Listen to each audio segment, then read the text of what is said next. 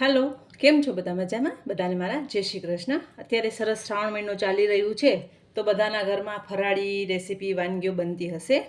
તો આજે આપણે ફરાળી ઉત્તપમ લઈ આવ્યા છીએ. હવે એના માટે મેં સાબુદાણા લીધા છે, સામો છે, મીઠું છે, કેપ્સિકમ, લાલ મરચું, ટામેટાં અને કોથમરી. બહુ ઓછી સામગ્રીમાં જલ્દી બને એવું આપણે ઉત્તપમ બનાવશું. તો પહેલાં આપણે સાબુદાણા અને સામાને ક્રશ કરી લઈએ થોડુંક પાણી નાખીને. તો મેં સરસ ક્રશ કરી લીધું છે. તો આપણે એક વાસણમાં લઈ લઈશું.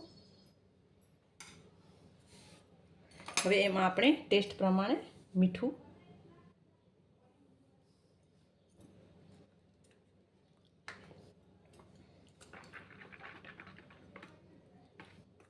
મિક્સ કરી અને સરસ બેટર થઈ ગયું છે. તો આપણે ઉત્તપમ ઉતારી લેશું.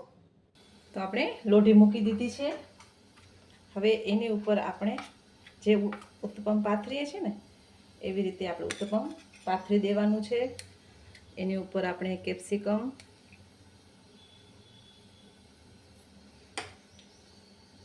ટામેટાં,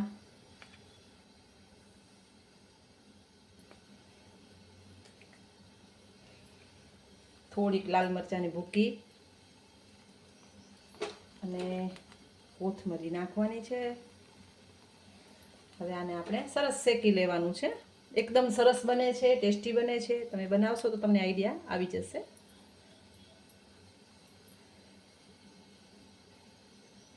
આપણે આને ધીમા તાપે શેકાવા દેશું. તમે જોઈ શકો છો એકદમ સરસ શેકાવા આવ્યું છે. હવે આપણે એમાં થોડુંક તેલ લગાવી અને પલટાવી લેશું. ધીમેથી એને ઉથલાવીને બીજી બાજુ શેકી લેશું.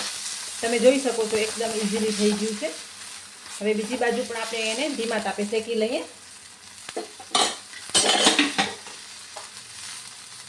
તો આપણે ફરીથી એકવાર ચેક કરી લઈએ, કારણ કે થોડુંક જાડું હોય છે ને એટલે એને શેકાતા થોડીક વાર લાગે છે. તો આપણે ચેક કરી લઈશું.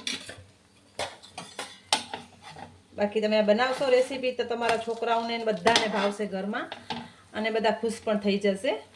તમે જોઈ શકો છો એકદમ સરસ ઉત્તપમ બની ગયું છે અને બજારમાં મળે એના કરતાં પણ સરસ બન્યું છે.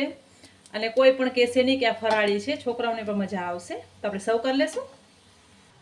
તો તૈયાર છે આપણું ફરાળી ઉત્તપમ. એને આપણે સાંભાર અને ચટણી સાથે સર્વ કર્યું છે. તમે જોઈ શકો છો એકદમ ટેસ્ટી એવું સાંભાર અને ચટણી સાથે બનાવ્યા છે. અને સાંભાર અને ચટણીની રેસીપી આપણે આગળ વિડીયો અપલોડ કરેલું છે, એટલે એ વિડીયો તમે જોઈ અને તમે સાંભાર ચટણી ઘરે બનાવી શકશો.